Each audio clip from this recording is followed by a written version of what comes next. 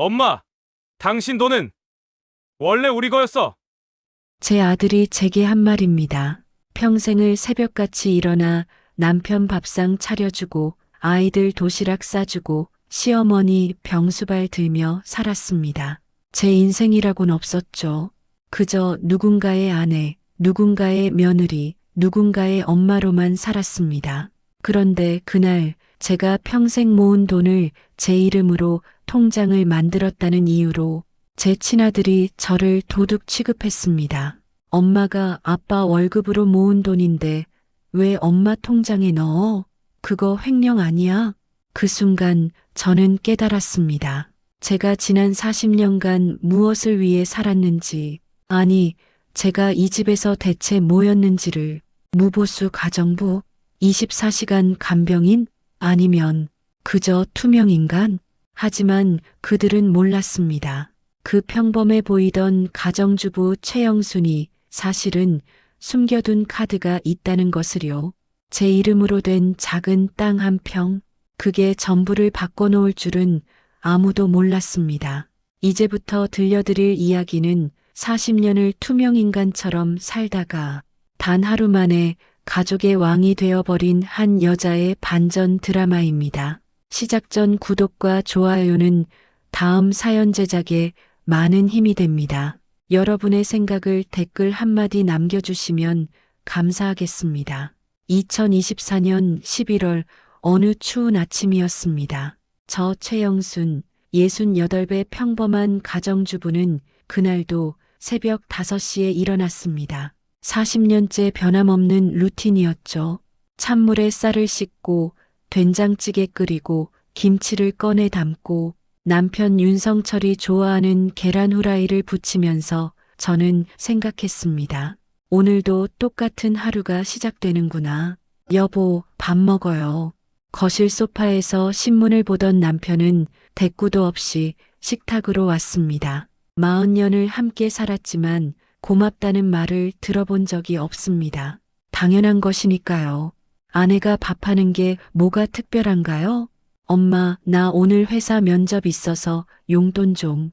29 큰아들 윤재혁이 방에서 나왔습니다. 대학 졸업한 지 벌써 5년. 변변한 직장 하나 없이 집에만 있으면서도 당당합니다. 또, 지난주에도 드렸잖아. 엄마는 왜 맨날 그래? 아빠가 버는 돈 엄마가 관리하는 거면서 나도 이 집 아들인데 용돈 달라는 게 그렇게 이상해? 제 가슴이 철렁했습니다. 아빠가 번 돈이라니. 그럼 제가 40년간 집안일하고 아이들 키운 건 돈이 안 되나요? 재혁아, 엄마가 됐어. 아빠한테 받으면 되지. 큰아들은 아버지에게 갔습니다. 남편은 지갑을 꺼내 5만 원권 2장을 건넸습니다. 제게는 눈치도 안 보고요. 그때였습니다. 현관문이 열리며 시어머니가 들어왔습니다.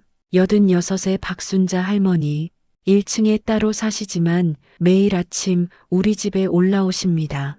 영순아, 밥 줘. 예, 어머님, 바로 가져다 드릴게요. 저는 얼른 밥을 퍼서 시어머니 상을 차렸습니다. 시어머니는 상을 받아보더니 코웃음을 쳤습니다. 요즘 반찬이 왜 이래? 성의가 없어. 며느리가 시어머니 밥상은 대충 차리나? 죄송합니다, 어머님. 죄송하다는 말이 자동으로 나왔습니다. 40년간 몇만 번을 한 말일까요? 죄송합니다. 제가 잘못했습니다. 다음엔 잘하겠습니다. 엄마, 나 회사 가봐야 해. 둘째 아들 윤재민이 서둘러 나가려 했습니다. 그나마 이 집에서 제대로 된 직장을 다니는 건 둘째뿐이었습니다. 재민아, 밥이라도 먹고 가. 시간 없어. 저녁 때 봐. 쾅 하고 문이 닫혔습니다. 저는 혼자 남은 식탁을 바라봤습니다. 제가 먹을 자리는 없었습니다. 늘 그랬듯이 저는 부엌에서 서서 찬밥을 물에 말아 먹었습니다. 그때 우편함에서 편지 한 통을 발견했습니다. 구청에서 온 등기우편이었습니다. 무심코 뜯어본 순간 저는 그만 그 자리에 주저앉을 뻔했습니다. 토지재산세 고지서 마이너스 납세자 최영순, 그리고 그 아래 적힌 땅의 주소를 보는 순간 저는 깨달았습니다. 그 땅이었습니다. 제가 25 결혼하기 직전에 제 친정 어머니께서 물려주신 그 작은 땅, 시골 외진 곳에 있는 300평짜리 땅, 당시에는 아무 가치도 없어서 저도 까맣게 잊고 살았던 그 땅. 그런데 고지서에 적힌 감정가를 보는 순간 저는 숨이 멎는 줄 알았습니다. 공시지가 평당 3천만 원, 300평이면 90억? 아니, 이게 무슨, 어떻게 된 일이죠? 손이 떨렸습니다. 저는 얼른 컴퓨터를 켜서 그 땅의 주소를 검색해 봤습니다. 그리고 뜬 기사들을 보는 순간 저는 현실을 깨달았습니다. 시 신도시 개발 확정, 해당 지역 땅값 급등 정부, 지역 스마트시티 조성, 향후 수도권 핵심 배후 도시로 제가 가지고 있던 그 땅이 신도시 개발 지역 한복판에 있었던 겁니다. 심장이 미친 듯이 뛰었습니다. 이게 꿈인가 싶어 뺨을 꼬집어 봤습니다. 아팠습니다. 현실이었습니다. 저 최영순이 100억대 자산가 그때였습니다. 영순아, 설거지는 했어? 시어머니의 목소리에 저는 화들짝 놀라 고지서를 서랍 깊숙이 숨겼습니다. 아직은 아무에게도 말하면 안 됩니다. 왜 그런 생각이 들었는지 저도 모르겠습니다. 하지만 본능적으로 알았습니다. 이 사실을 가족들이 알게 되면 뭔가 끔찍한 일이 벌어질 거라는 것을. 예, 어머님, 지금 바로 하겠습니다. 저는 평소처럼 설거지를 시작했습니다. 하지만 제 손은 계속 떨렸습니다. 그날 저녁 가족들이 모두 모였습니다. 저녁 식사 준비를 마치고 상을 차리는데 큰아들 재혁이가 말했습니다. 아빠, 나 친구랑 사업 하나 하려고 하는데 투자금이 좀 필요해. 사업? 무슨 사업? 온라인 쇼핑몰이야. 요즘 대박 난다고. 친구가 노하우도 있고 초기 투자금만 있으면 돼. 남편이 눈썹을 찌푸렸습니다. 얼마나 필요한데? 한 5천만 원? 뭐?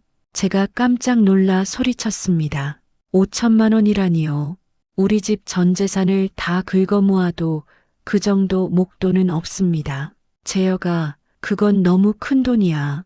엄마는 왜 끼어들어? 아빠랑 얘기하는 건데. 큰아들의 차가운 눈빛이 저를 향했습니다. 남편은 한숨을 쉬었습니다. 아들, 그 돈은 지금 당장은 어렵다. 대출을 알아봐야 할 것 같은데. 대출? 아빠가 번 돈이 얼만데. 그리고 엄마가 관리하는 통장에 돈 있잖아. 큰아들의 시선이 제게 왔습니다. 엄마, 통장에 얼마 있어? 그게. 제 목소리가 떨렸습니다. 제가 관리하는 통장에는 700만 원 정도 있습니다. 남편 월급에서 생활비 쓰고 남은 돈을 조금씩 모은 것입니다. 40년간 모은 돈이 겨우 700만 원이었습니다. 700만 원 정도. 겨우? 엄마, 진짜로? 큰아들의 목소리가 높아졌습니다. 아빠가 40년 동안 번 돈이 700만 원밖에 안 남았다고? 엄마, 그동안 돈 어디다 쓴 거야? 제 머릿속이 하얘졌습니다. 재혁아, 그게 무슨 말이니? 너희들 키우고 교육비 대고 할머니 병원비 내고 그건 다 당연한 거잖아. 근데 저축은? 재산은? 진짜 700만 원밖에 없어? 시어머니가 끼어들었습니다. 그러게 말이다. 며느리가 도대체 살림을 어떻게 한 거야? 우리 아들이 40년 동안 피땀 흘려번 돈이 고작 700만 원? 남편도 저를 쳐다봤습니다. 그 눈빛에는 실망과 의심이 섞여 있었습니다. 여보, 당신 혹시 나 몰래 친정에 돈 보낸 거 아니야? 그 순간 저는 느꼈습니다. 아, 이 사람들은 저를 믿지 않는구나. 40년을 헌신했는데 이 사람들은 제가 돈을 횡령했다고 의심하는구나. 아니요, 그런 적 없어요. 생활비가 얼마나 많이 드는데요. 생활비? 엄마 혼자 얼마나 쓴다고. 우리가 외식도 잘 안 하잖아. 큰아들의 말에 저는 할 말을 잃었습니다. 외식을 잘 안 한다고요? 그럼 365일 하루도 빠짐없이 새끼 밥상을 차린 제 노동은 공짜인가요? 재혁아, 엄마가. 됐어요, 엄마. 나 친구한테 다른 투자자 알아보라고 할게요. 어차피 엄마는 날 믿지도 않잖아요. 큰아들이 벌떡 일어나 방으로 들어갔습니다. 식탁은 무거운 침묵에 잠겼습니다.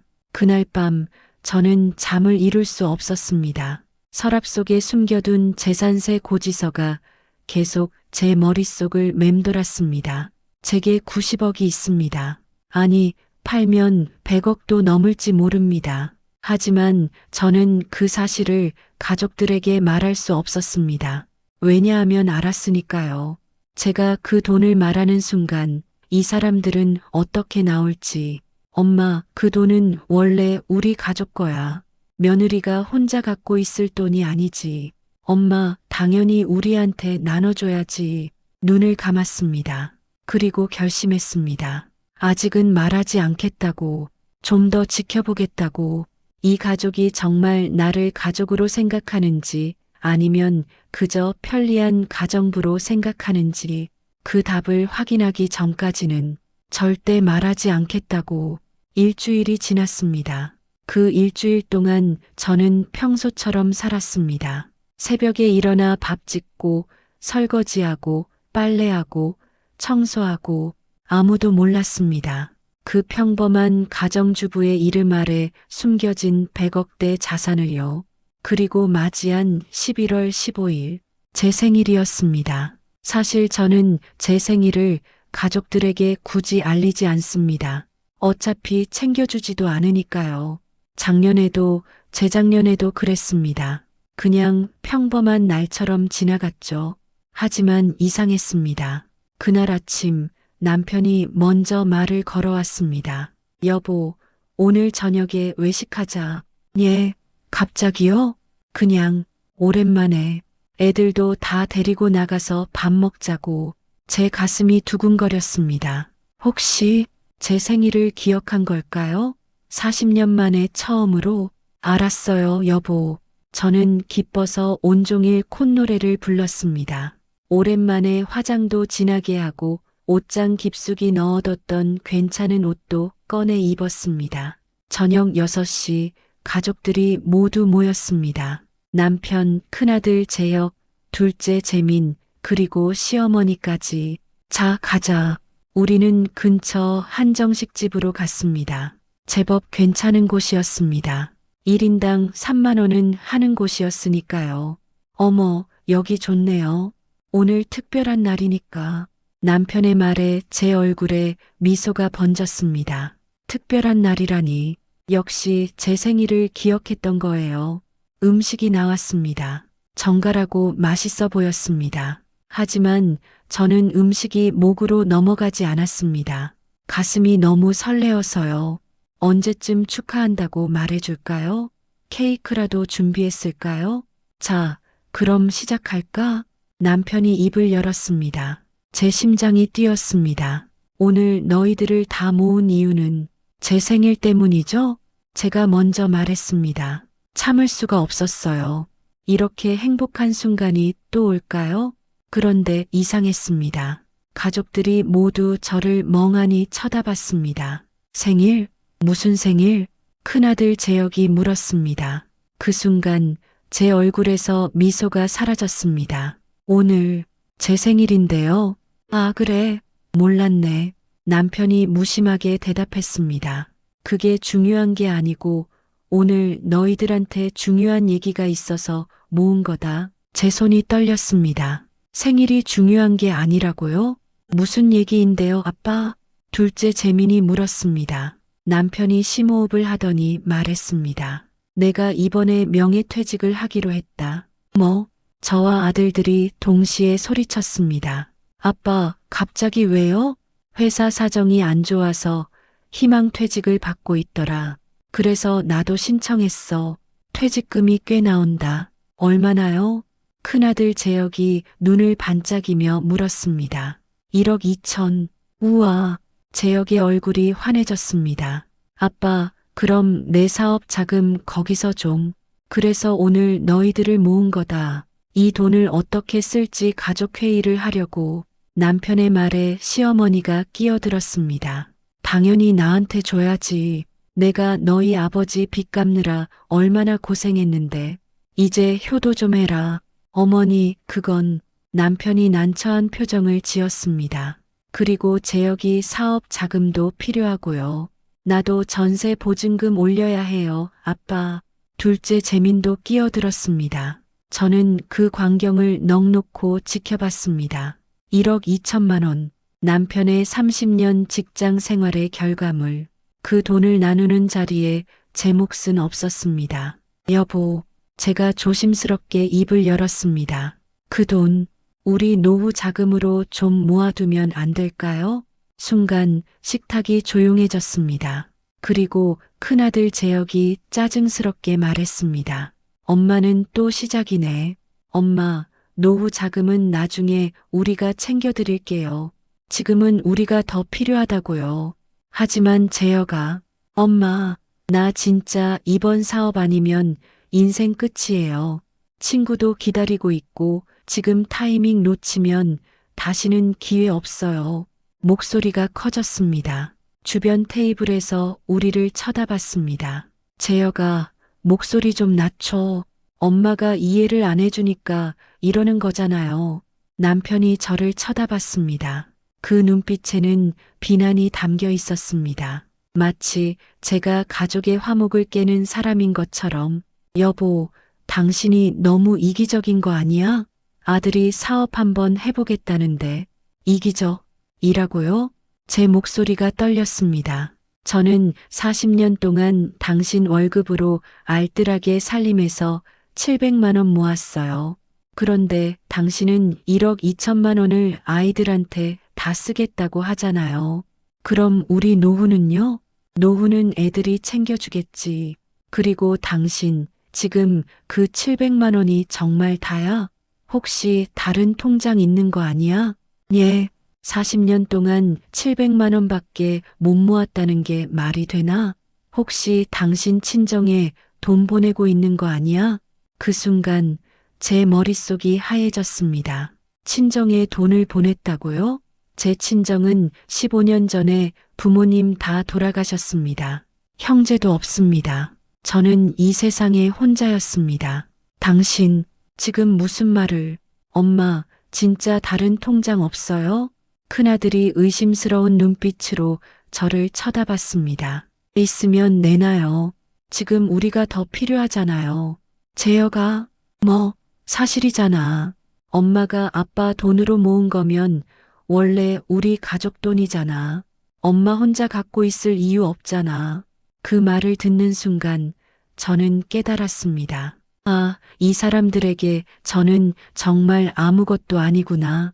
제가 40년간 한 집안일, 육아, 간병, 그 모든 것이 이 사람들에게는 당연한 것이었구나. 그리고 제가 모은 돈도 제 돈이 아니라 가족 돈이라고 생각하는구나. 없어요. 저는 침착하게 대답했습니다. 다른 통장 없어요. 700만 원이 전부예요. 정말이에요. 거짓말이었습니다. 하지만 말할 수 없었습니다. 제 명의로 된 100억짜리 땅이 있다고 말할 수 없었습니다. 왜냐하면 알았으니까요. 제가 그 말을 하는 순간 이 사람들이 어떻게 나올지. 그래, 알았어. 남편이 한숨을 쉬었습니다. 그럼 이렇게 하자. 1억 2천 중에서 3천은 어머니 드리고 4천은 재혁이 사업 자금으로 주고 2천은 재민이 전세 자금으로 주고 나머지 3천은 우리 생활비로 쓰자. 예. 그럼 저희 노후 자금은요? 3천이면 몇 년은 버틸 수 있잖아. 그 사이에 재혁이 사업 잘 되면 우리 돈 걱정 없을 거야. 재혁이 사업이요? 그 아들이 대학 졸업하고 5년 동안 뭘 제대로 해본 적이 있나요? 하지만 저는 말할 수 없었습니다. 이미 결정된 것처럼 보였으니까요. 자, 그럼 오늘은 축하하는 의미에서 맛있게 먹자. 남편이 환하게 웃으며 말했습니다. 저는 젓가락을 들 수가 없었습니다. 제 생일날 제 생일을 아무도 기억하지 못한 날, 저는 제 인생에서 가장 큰 배신을 경험했습니다. 식사를 마치고 집으로 돌아오는 길, 남편이 말했습니다. 아, 맞다. 오늘 당신 생일이었지? 미안해. 깜빡했네. 그뿐이었습니다. 미안하다는 말 한마디, 케이크도 선물도 진심 어린 축하도 없었습니다. 집에 도착해서 저는 방에 들어가 문을 닫았습니다. 그리고 서랍 속 재산세 고지서를 꺼내봤습니다. 공시지가 평당 3천만 원, 저에게는 100억이 있습니다. 하지만 이 가족은 모릅니다. 그날 밤 저는 결심했습니다. 좀 더 지켜보겠다고. 이 가족이 정말로 저를 어떻게 생각하는지 끝까지 확인하겠다고. 그리고 만약 이 사람들이 끝까지 저를 투명인간 취급한다면 그때는 제가 가진 카드를 꺼내들겠다고. 복수라고 하기엔 너무 슬프지만 정의라고 하기엔 너무 달콤한 그 카드를요. 생일이 지나고 일주일 후 시어머니가 쓰러지셨습니다. 새벽 3시였습니다. 1층에서 쿵 하는 소리가 들렸습니다. 저는 잠옷 차림으로 뛰어내려갔습니다. 어머님, 시어머니는 화장실 앞에 쓰러져 계셨습니다. 얼굴은 새하얗고 입술은 파랗게 질려 있었습니다. 여보, 119 불러요. 저는 소리쳤습니다. 남편이 허둥지둥 내려왔습니다. 구급차가 도착했고 시어머니는 응급실로 실려갔습니다. 뇌졸중이었습니다. 다행히 큰 문제는 아니었지만 한동안 누워서 요양해야 한다고 했습니다. 보호자분이 계속 곁에서 돌봐드려야 합니다. 의사의 말에 남편이 저를 쳐다봤습니다. 여보, 당신이 좀. 당연히 제 몫이었습니다. 며느리니까요. 알았어요. 저는 대답했습니다. 다른 선택지가 있었나요? 그날부터 저는 병원과 집을 오가며 시어머니를 간병했습니다. 낮에는 병원에서 시어머니 옆을 지키고 저녁에는 집에 와서 가족들 밥을 차리고 밤에는 다시 병원으로 가서 시어머니 옆에서 잤습니다. 아니, 잔 게 아니었습니다. 시어머니는 밤새도록 저를 불렀습니다. 영순아, 물 좀. 영순아, 자세 좀 바꿔줘. 영순아, 화장실 가고 싶어. 영순아, 등 좀 긁어줘. 1시간에 한 번씩 부르셨습니다. 저는 제대로 잠을 잘 수가 없었습니다. 그렇게 2주가 지났습니다. 제 얼굴은 초췌해졌고 눈 밑에는 다크서클이 깊게 패였습니다. 어느 날 오후 남편이 병원에 왔습니다. 회사 끝나고 들른 것 같았습니다. 어머니 어떠세요? 많이 좋아지셨어요. 그래, 당신은? 저요? 괜찮아요. 거짓말이었습니다. 온몸이 비명을 지르고 있었습니다. 하지만 말할 수 없었습니다. 그래, 고생이 많아. 그나저나 남편이 말을 흐렸습니다. 집안일도 좀 신경 써야 하는 거 아니야? 요즘 집에 가면 먹을 게 없더라. 제 귀를 의심했습니다. 제가 지금 어머님 간병하느라 시간이 없어서 그래도 밥은 해놔야지. 애들이 편의점 도시락만 먹는다고 하소연하더라. 그럼 당신이 좀 해주세요.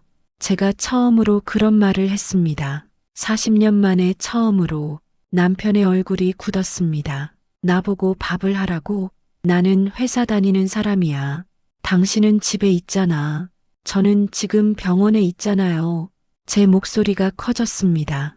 옆 병상 사람들이 쳐다봤습니다. 쉿, 목소리 좀 낮춰.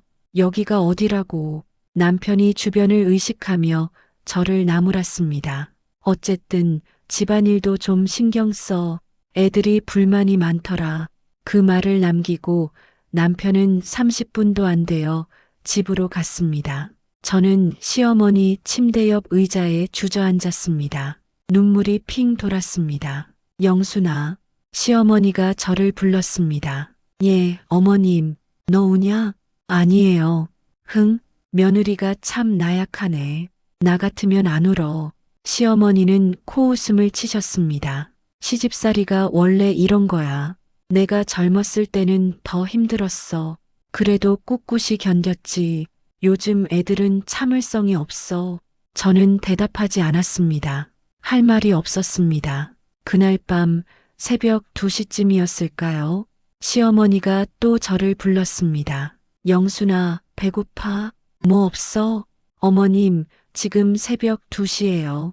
병원 매점도 문 닫았어요. 그럼 집 가서 죽이라도 끓여와. 예, 지금요?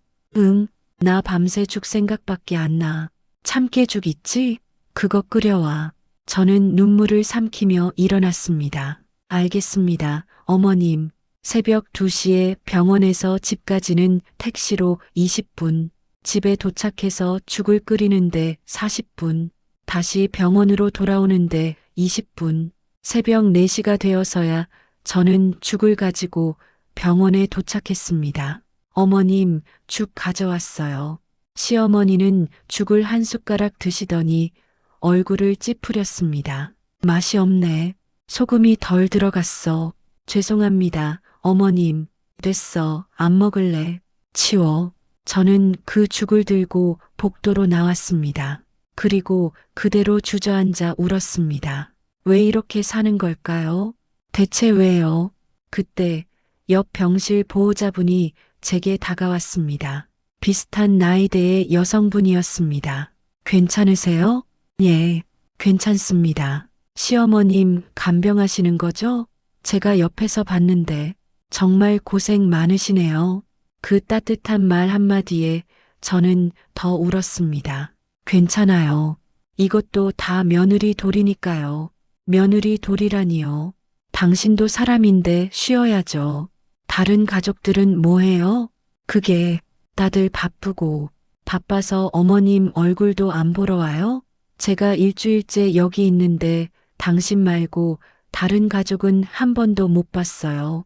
그제야 저는 깨달았습니다. 정말 그랬습니다. 시어머니가 입원한 지 2주가 넘었는데 남편은 딱 한 번 30분 왔다 갔고 아들들은 한 번도 오지 않았습니다. 우리 큰아들은 사업 준비 중이고 둘째는 회사가 바쁘고 그래도 어머니가 아프신데 당신만 희생할 이유가 있나요? 저는 대답할 수 없었습니다. 그날 아침 저는 가족 단톡방에 메시지를 보냈습니다. 오늘 저녁이라도 다들 병원에 와주세요. 어머님이 가족들 보고 싶어 하세요. 한참 후에 답장이 왔습니다. 큰아들, 나 오늘 친구 만나기로 했는데 내일은 안 돼? 둘째, 저 야근해야 해요. 주말에 갈게요. 남편, 나도 오늘 회식 있어. 미안. 저는 핸드폰을 내려놨습니다.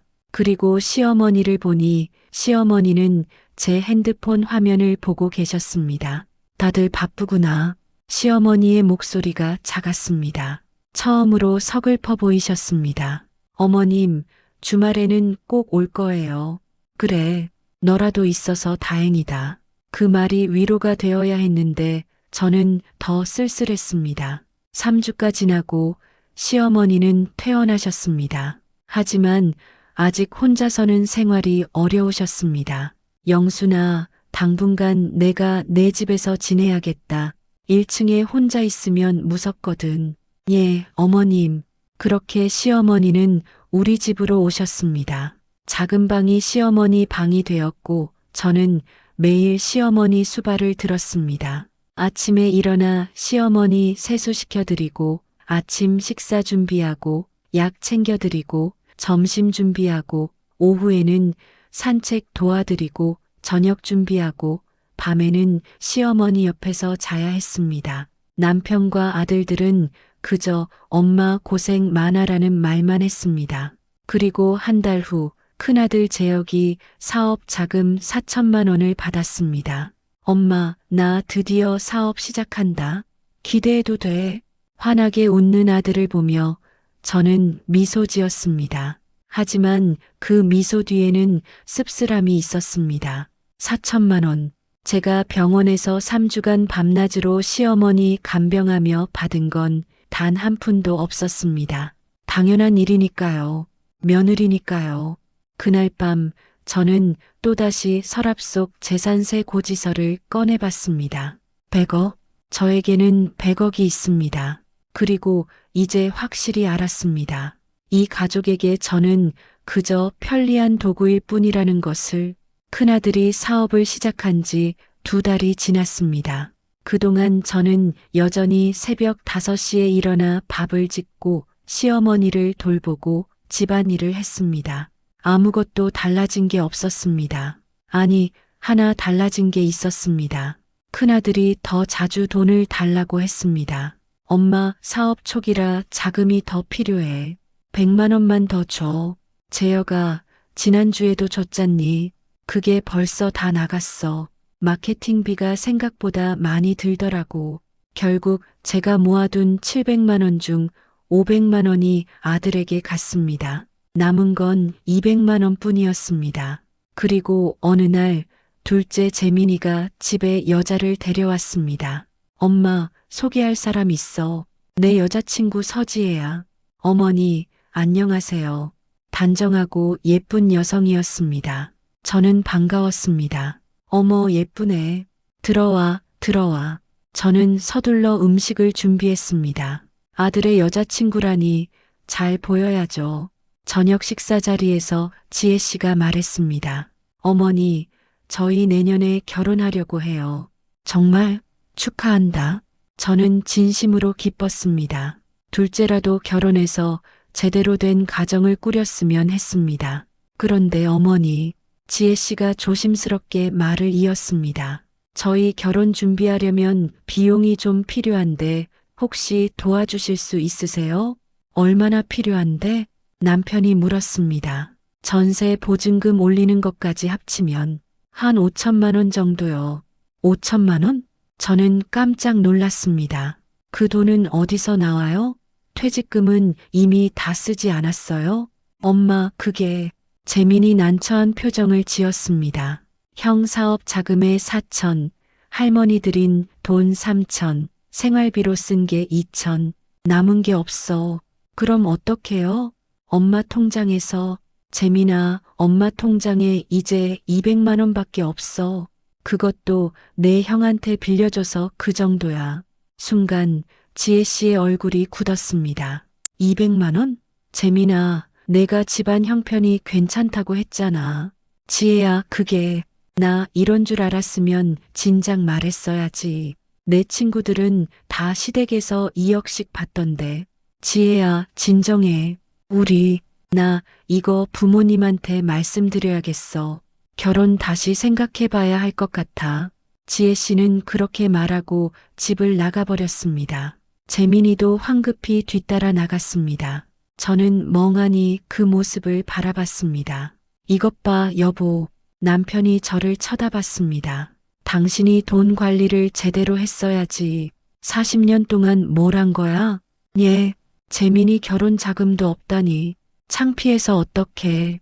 제 가슴이 철렁했습니다. 여보, 지금 제 탓을 하시는 거예요? 그럼 누구 탓이야? 당신이 집안 살림 맡았잖아. 저는 당신이 주는 생활비로 알뜰하게 살았어요. 아이들 교육비며, 할머니 병원비며, 집 수리비며, 다 내가 맡아서 했잖아요. 그래도 뭔가 남겨놨어야지. 어떻게 남겨요? 당신 월급이 얼마였는데. 처음으로 목소리를 높였습니다.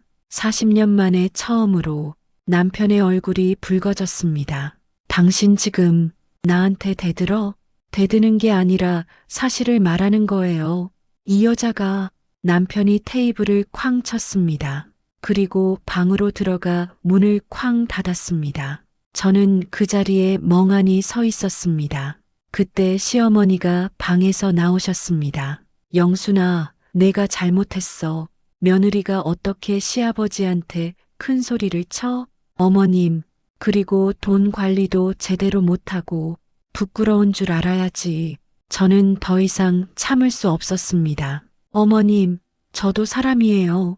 제 목소리가 울음 섞여 나왔습니다. 40년 동안 새벽같이 일어나서 밥하고 청소하고 빨래하고 당신들 시중 들고 저도 힘들어요. 저도 쉬고 싶어요. 저도 인정받고 싶어요. 영순아, 목소리 좀 낮춰. 이웃들이 들으면 어때요? 저는 이 집에서 40년 동안 투명 인간이었어요. 아무도 저한테 고맙다고 안 해요. 아무도 저를 인정하지 않아요. 내가 지금 무슨 말을. 전 이제 지쳤어요. 저는 소리쳤습니다. 평생 처음으로 제 감정을 폭발시켰습니다. 그리고 방으로 들어가 문을 잠갔습니다. 침대에 쓰러져 울었습니다. 얼마나 울었을까요? 문 밖에서 남편이 노크했습니다. 여보, 문 좀 열어. 저는 대답하지 않았습니다. 내가 좀 심했어. 미안해. 문 열어봐. 미안하다고요? 40년 만에 처음 듣는 사과였습니다. 하지만 그 사과가 진심인지 알 수 없었습니다. 저는 서랍을 열고 재산세 고지서를 꺼냈습니다. 그리고 그 숫자를 오랫동안 바라봤습니다. 100억. 제게는 이 사람들이 평생 벌어도 모을 수 없는 돈이 있습니다. 그런데 왜 저는 이렇게 살고 있을까요? 그날 밤 저는 결심했습니다. 이제 참지 않겠다고, 이제 숨기지 않겠다고. 하지만 바로 말하지는 않을 겁니다. 그건 너무 쉬운 복수니까요. 천천히, 아주 천천히 진실을 드러낼 겁니다.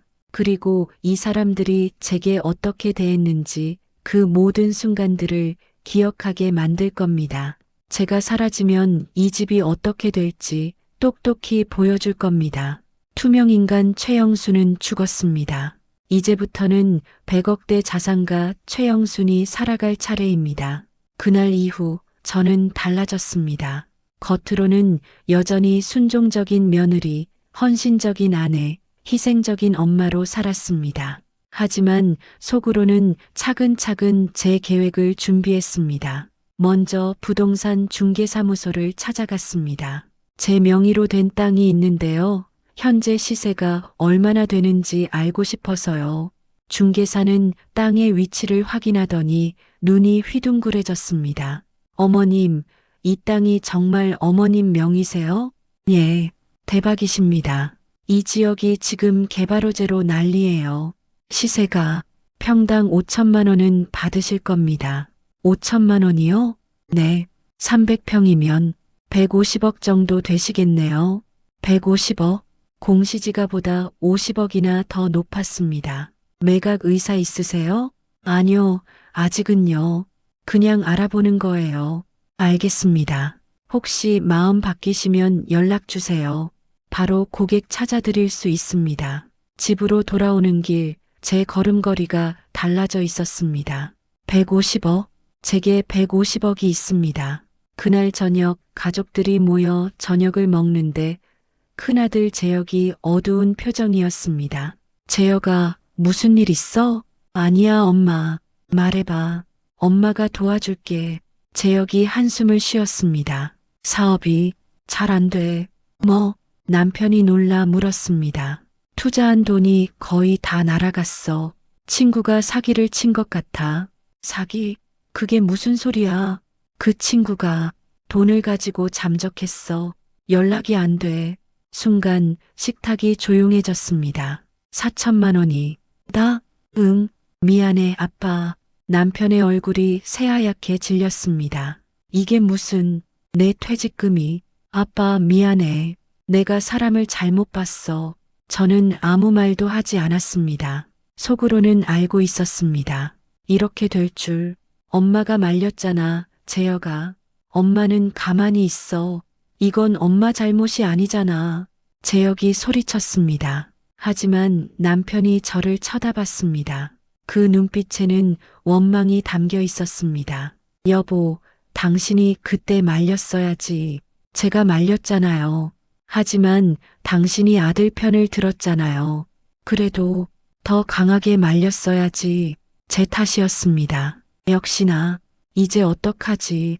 남편이 머리를 감싸쥐었습니다. 재민이 결혼 자금도 없고 우리 생활비도 별로 없고 그때 둘째 재민이가 말했습니다. 아빠, 나 지혜랑 헤어졌어. 뭐? 지혜 부모님이 우리 집안 형편 알고는 결혼 반대하셨어. 지혜도 마음이 돌아선 것 같고 재민의 목소리가 떨렸습니다. 다 돈 때문이야. 다 돈 때문에. 저는 그 광경을 조용히 지켜봤습니다. 돈, 이 사람들이 그렇게 중요하게 여기는 돈, 제게는 150억이 있습니다. 하지만 저는 말하지 않았습니다. 왜냐하면 이제 알았으니까요.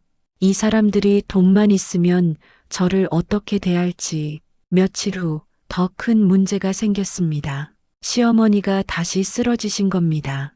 이번에는 더 심각했습니다. 큰 수술이 필요했습니다. 수술비가 2천만 원 정도 필요합니다. 의사의 말에 남편의 얼굴이 흑빛이 되었습니다. 2천만 원을 어디서 대출 받아야죠.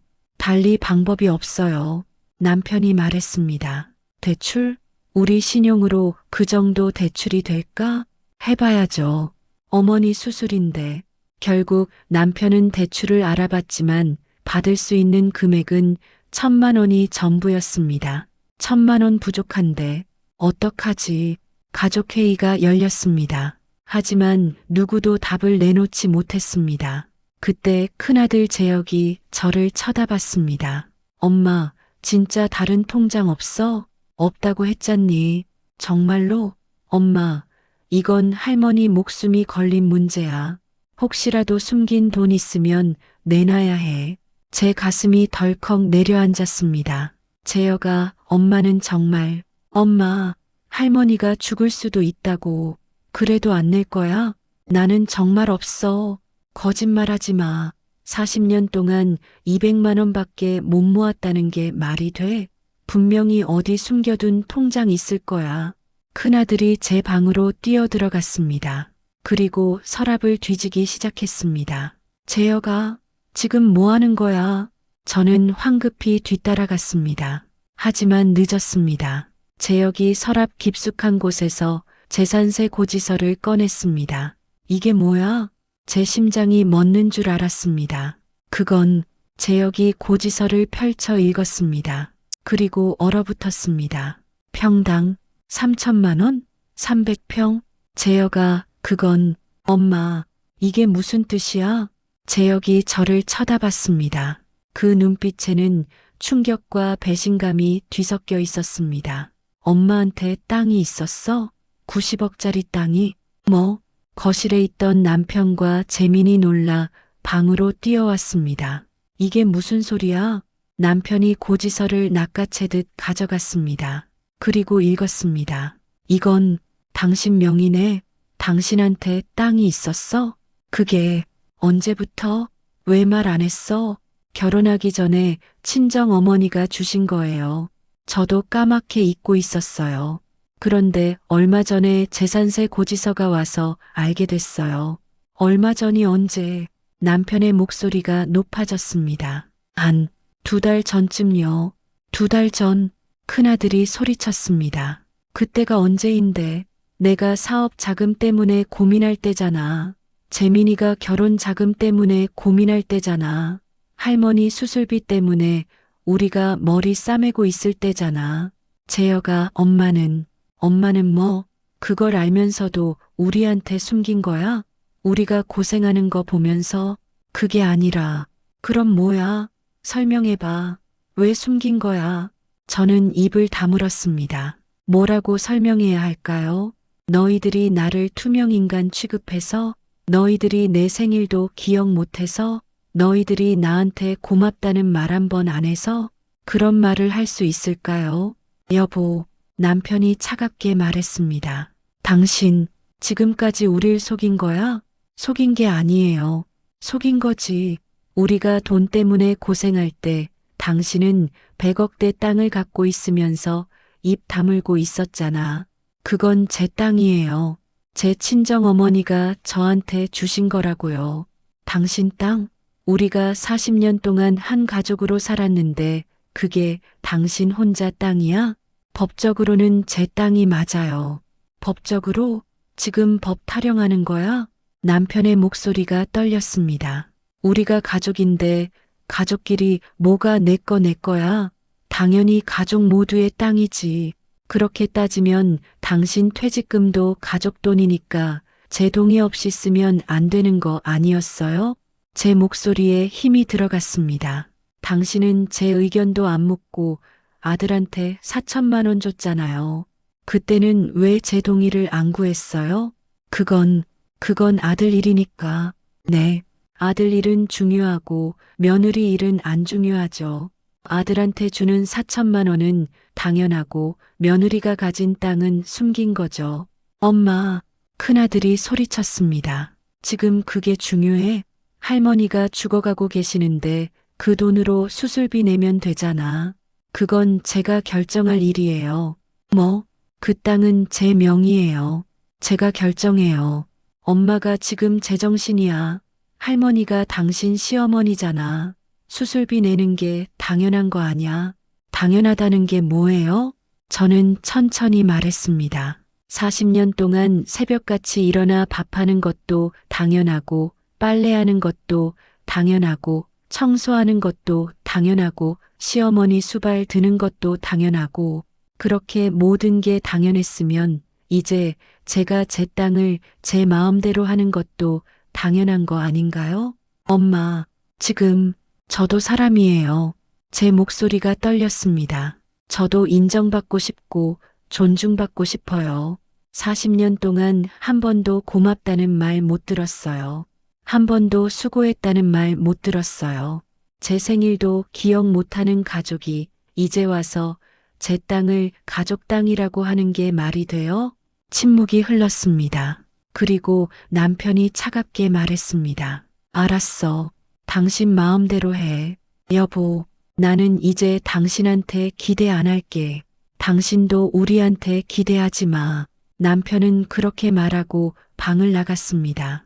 아들들도 저를 째려보며 나갔습니다. 저는 그 자리에 혼자 남았습니다. 그리고 깨달았습니다. 돌아올 수 없는 강을 건넜다는 것을. 하지만 후회는 없었습니다. 이제라도 제 목소리를 낸 게 다행이었습니다. 그날 밤부터 집안은 냉전 상태가 되었습니다. 남편은 저와 말을 하지 않았습니다. 아들들도 마찬가지였습니다. 심지어 시어머니도 저를 쳐다보지 않으셨습니다. 아침에 밥상을 차려도 아무도 나오지 않았습니다. 각자 방에서 배달 음식을 시켜 먹었습니다. 저는 혼자 식탁에 앉아 밥을 먹었습니다. 40년 만에 처음으로 혼자 식사했습니다. 이상했습니다. 외로워야 하는데 오히려 후련했습니다. 이틀째 되는 날 재민이 방에서 나와 저를 마주쳤습니다. 엄마, 응? 할머니 수술 어떡할 거야? 병원에 가서 분할 납부 상담해 볼게. 분할 납부? 그냥 엄마 땅 팔면 되잖아. 그건 안 돼. 왜? 그건 내 땅이니까. 재민이 황당하다는 표정을 지었습니다. 엄마, 진심이야? 지금 할머니 목숨이 위험한 상황인데 수술은 할 거야. 다만 내 방식대로 할 거라는 거지. 엄마의 방식? 그게 뭔데? 그건 나중에 알게 될 거야. 재민은 고개를 저으며 다시 방으로 들어갔습니다. 사실 저는 이미 계획을 세워두었습니다. 병원에 가서 수술비 분할 납부를 상담하고 제 이름으로 대출을 받을 생각이었습니다. 땅을 담보로 하면 얼마든지 대출이 가능했습니다. 하지만 그 사실을 가족들에게 말하지 않았습니다. 왜냐하면 알고 싶었으니까요. 이 사람들이 정말 어떤 사람들인지. 사흘째 되는 날 큰아들 재혁이 거실로 나왔습니다. 저는 설거지를 하고 있었습니다. 엄마, 할 말 있어. 말해봐. 우리 가족회의 했어. 그래. 엄마가 그 땅을 안 팔겠다고 하니까 우리끼리 해결하기로 했어. 어떻게? 할머니 수술비는 우리가 각자 모아서 낼 거야. 아빠가 500, 나랑 재민이가 각각 500씩, 그리고 친척들한테 빌려서라도 할 거야. 제 손이 멈췄습니다. 그래, 잘 생각했네. 대신 재혁의 목소리가 차가워졌습니다. 엄마도 우리한테 기대하지 마. 앞으로 엄마 일은 엄마가 알아서 해. 우리는 더 이상 엄마를 안 도와줄 거야. 알았어. 그리고 밥도 차리지 마. 우리끼리 알아서 먹을게. 재혁아, 난 엄마가 너무 실망스러워. 가족이 이럴 수가 있어? 할머니가 죽어가는데 돈을 생각하다니. 제 가슴이 아팠습니다. 하지만 참았습니다. 엄마는 돈을 생각하는 게 아니야. 다만 뭐? 엄마만의 땅이니까 엄마 마음대로 하겠다는 거잖아. 알겠어. 그럼 우리도 우리 마음대로 할게. 재혁은 그렇게 말하고 방으로 들어갔습니다. 저는 설거지를 마저 했습니다. 손이 떨렸지만 참았습니다. 그날 오후 저는 병원에 갔습니다. 원무과에서 상담을 받았습니다. 저희 시어머니 수술비를 분할로 낼 수 있을까요? 가능하시긴 한데 이자가 붙습니다. 괜찮아요. 그리고 담보나 보증이 필요한데요. 제 명의 부동산이 있어요. 그걸로 담보 가능한가요? 아, 그러시면 은행 대출을 받으시는 게 나을 것 같은데요. 은행 대출이요? 네. 부동산 담보대출 받으셔서 수술비 내시면 병원 분할보다 이자가 훨씬 저렴하실 거예요. 저는 고개를 끄덕였습니다. 알겠습니다. 그렇게 할게요. 병원을 나와 은행으로 갔습니다. 상담을 받으니 제 땅을 담보로 2천만 원 대출은 문제 없다고 했습니다. 어머님, 이 땅 가치가 100억이 넘는데 2천만 원만 대출 받으시게요? 네, 지금은 그 정도면 충분해요. 알겠습니다. 서류 준비하시면 바로 진행해 드리겠습니다. 저는 집으로 돌아왔습니다. 그리고 서류를 준비했습니다. 이틀 후 대출이 나왔습니다. 저는 그 돈으로 병원에 수술비를 납부했습니다. 그리고 가족들에게는 말하지 않았습니다. 수술 당일 가족들이 모두 병원에 왔습니다. 저도 갔습니다. 수술비는 어떻게 됐어? 남편이 원무과 직원에게 물었습니다. 아, 이미 납부 완료되셨습니다. 예, 누가요? 보호자분 중에 최영수님이 어제 납부하고 가셨어요. 순간 가족들이 모두 저를 쳐다봤습니다. 엄마가 냈어? 재민이 놀라 물었습니다. 저는 고개를 끄덕였습니다. 땅 판 거야? 큰아들이 물었습니다. 아니, 담보대출 받았어. 담보대출? 응, 2천만 원 정도는 문제 없더라. 침묵이 흘렀습니다. 남편이 조심스럽게 물었습니다. 당신 왜 말 안 했어? 말해봤자 소용없을 것 같아서. 무슨 소리야? 어차피 너희들은 날 안 믿잖아. 내가 뭘 해도 이기적인 며느리, 나쁜 엄마일 뿐이잖아. 엄마, 됐어. 수술이나 잘 되길 바라자. 저는 그렇게 말하고 대기실로 갔습니다. 수술은 성공적이었습니다. 시어머니는 중환자실에서 하루를 보내고 일반 병실로 옮겨졌습니다. 그날 밤 시어머니가 깨어나셨습니다. 영순아, 예, 어머님, 고맙다. 평생 처음 듣는 말이었습니다. 시어머니가 저한테 고맙다고 하시다니. 괜찮으세요, 어머님? 내가 너한테 너무 심했지. 아니에요. 미안하다, 영순아. 너 없었으면 나 이렇게 못 살았을 거야. 시어머니의 눈에 눈물이 고였습니다. 저도 눈물이 났습니다. 어머님, 용서해 줄 수 있겠니? 저는 시어머니의 손을 잡았습니다. 어머님, 저도 서툴렀어요. 앞으로 잘하면 돼요. 그날 밤 처음으로 시어머니와 진심 어린 대화를 나눴습니다. 40년 만에 처음이었습니다. 시어머니가 퇴원하고 일주일이 지났습니다. 집안 분위기는 여전히 어색했지만 조금씩 나아지고 있었습니다. 적어도 시어머니만큼은 저에게 예전보다 친절해지셨습니다. 하지만 남편과 아들들은 달랐습니다. 여전히 저와 거리를 두고 있었습니다. 그러던 어느 날 집에 손님이 찾아왔습니다. 부동산 중개사였습니다. 최영순님 계십니까? 예, 제가 최영순인데요. 아, 안녕하세요. 지난번에 저희 사무소에 오셨던 분이시죠? 아, 제 얼굴이 굳었습니다. 남편과 아들들이 거실에 있었습니다. 누구세요? 남편이 물었습니다. 아, 저는 부동산 대표입니다. 사모님 땅건으로 제안 드리러 왔습니다. 제안? 네. 제가 알아보니까 그 땅을 매입하고 싶어 하는 기업이 있습니다. 시세보다 높게 쳐드린다고 하는데요. 평당 6천만 원에 거래하고 싶다고 합니다. 6천만 원? 큰아들이 눈이 휘둥그레졌습니다. 300평이면 180억? 네, 맞습니다. 순간 거실이 조용해졌습니다. 잠깐만요. 저는 황급히 중개사를 밖으로 안내했습니다. 죄송한데요. 제가 아직 매각 의사가 없어서요. 아, 그러세요? 하지만 이런 기회가 흔치 않습니다. 한 번 더 생각해 보시는 게, 생각해보고 연락드릴게요. 오늘은 돌아가 주세요. 저는 중개사를 돌려보내고 집으로 들어왔습니다. 가족들이 모두 저를 쳐다보고 있었습니다. 여보, 남편이 입을 열었습니다. 지금 180억이라고 했어? 그건 당신한테 정말 그 정도 가치의 땅이 있는 거야? 네, 세상에. 남편이 소파에 주저앉았습니다.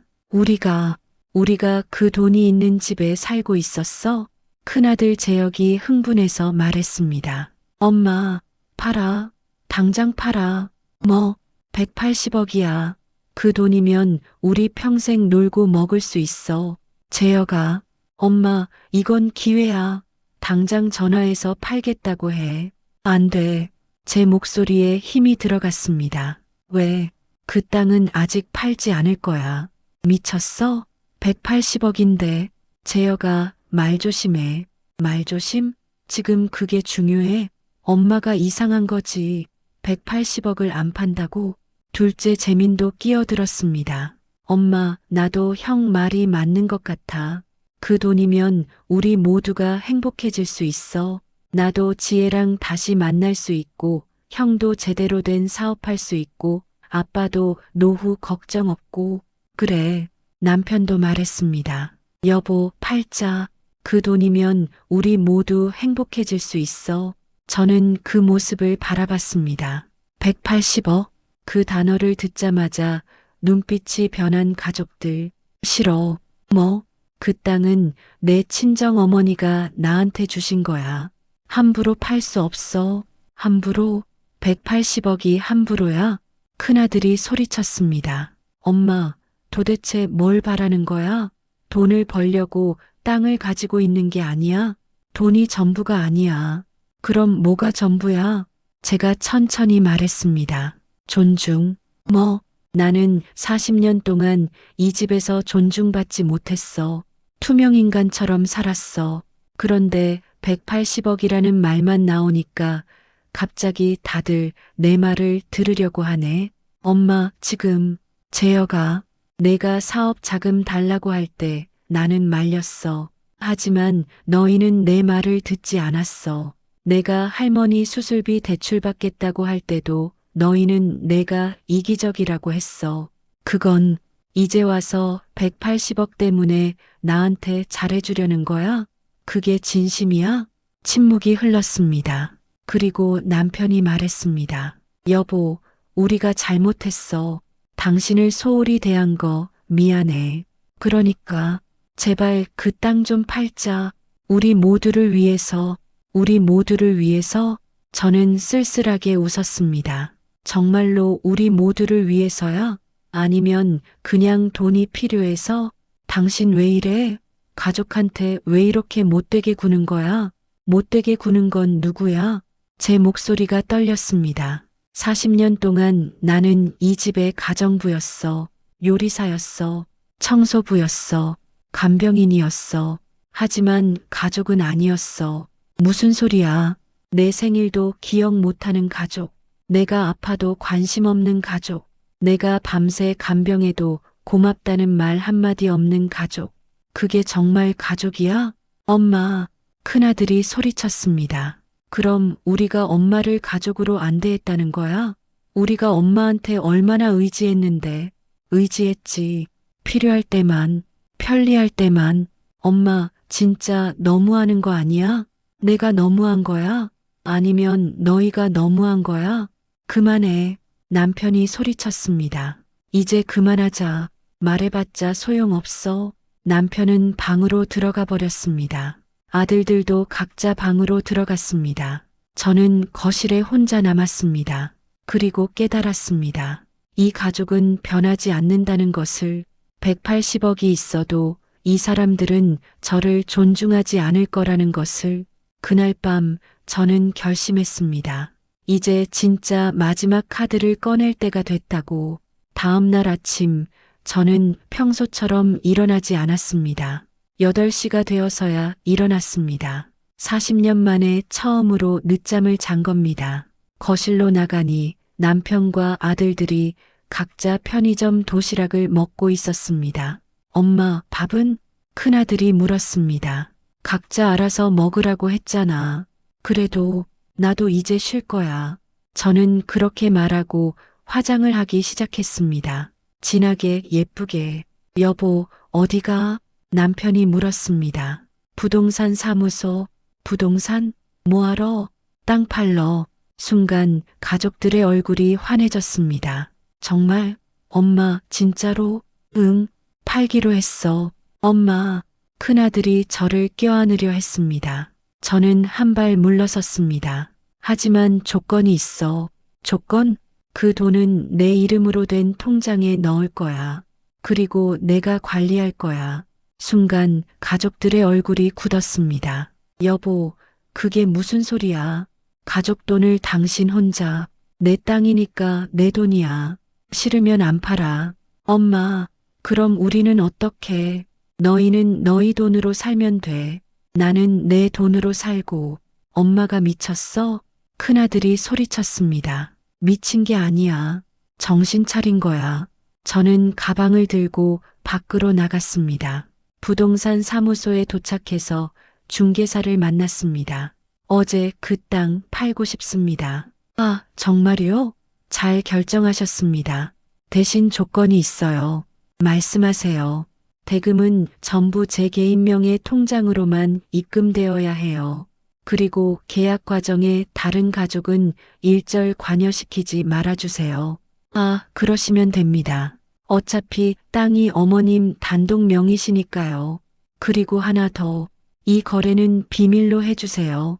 제가 원할 때까지는 가족들한테 완료됐다고 말하지 말아주세요. 중개사는 고개를 갸우뚱했지만 동의했습니다.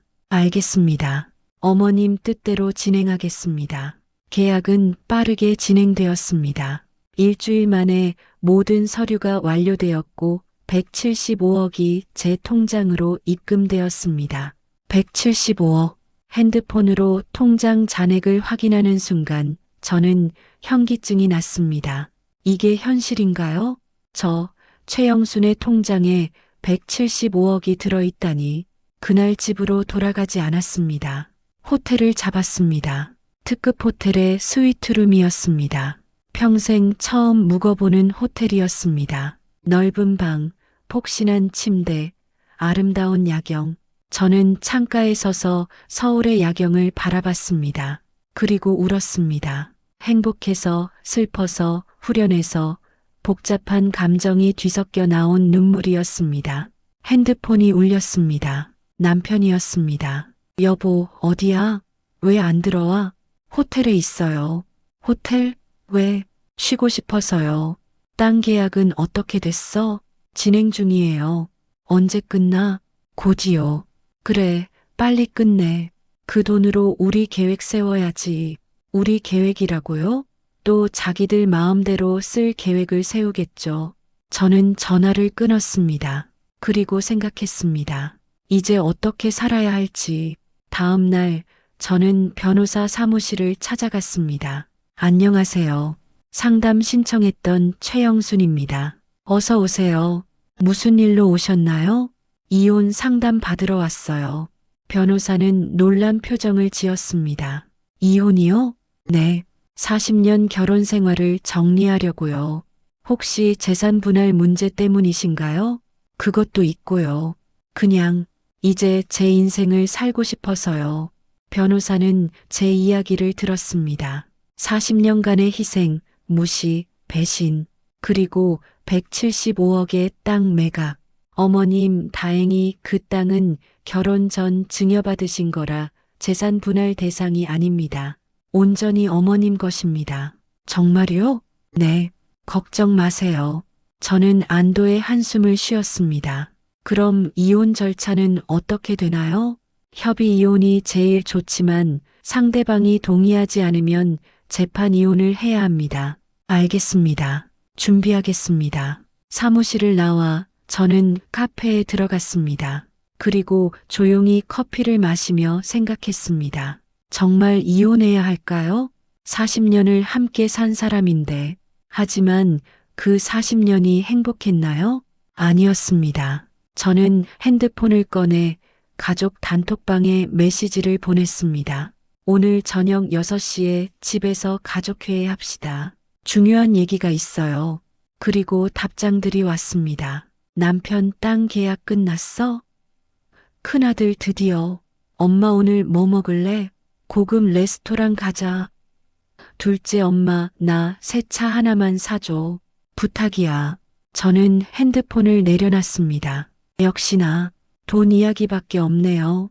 저녁 6시 집에 도착했습니다. 가족들이 모두 거실에 모여 있었습니다. 들뜬 표정이었습니다. 여보 왔어? 계약서는? 일단 앉으세요. 저는 가족들 앞에 섰습니다. 땅 팔았어요. 175억에. 우와. 아들들이 환호성을 질렀습니다. 엄마, 대박. 그 돈으로 우리 뭐부터 할까? 나는 새 차, 나는 새 사업. 여러분, 제 목소리에 힘이 들어갔습니다. 그 돈은 제 돈이에요. 순간 거실이 조용해졌습니다. 그 돈은 제 단독명의 재산이에요. 결혼 전 증여받은 거라 재산 분할 대상도 아니고요. 여보, 그게 무슨... 그리고 저는 이혼하려고 해요. 폭탄 선언이었습니다. 가족들이 얼어붙었습니다. 엄마, 지금 농담하는 거지? 아니요. 진심이에요. 미쳤어? 40년을 같이 살았는데 갑자기 이혼? 갑자기가 아니에요. 40년 동안 생각했어요. 남편이 벌떡 일어났습니다. 당신, 돈 때문에 그러는 거야? 돈 가지려고 이혼하는 거야? 돈 때문이 아니에요. 저 때문이에요. 제 인생을 살고 싶어서예요. 당신 인생? 40년 동안 뭐 한 거야? 당신들 시중 들었죠. 이제 그만하려고요. 이 여자가 남편이 저를 향해 다가왔습니다. 하지만 저는 물러서지 않았습니다. 손대지 마세요. 이제 저는 175억 가진 여자예요.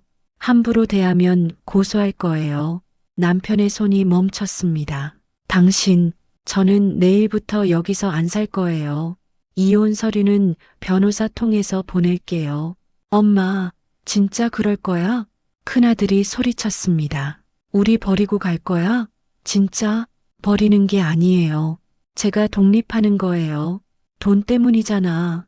그 더러운 돈 때문에. 더럽지 않아요. 이건 제 어머니가 저한테 주신 제 정당한 재산이에요. 저는 가방을 들었습니다. 그럼 저는 이만 가볼게요. 어디로? 호텔이요. 당분간은.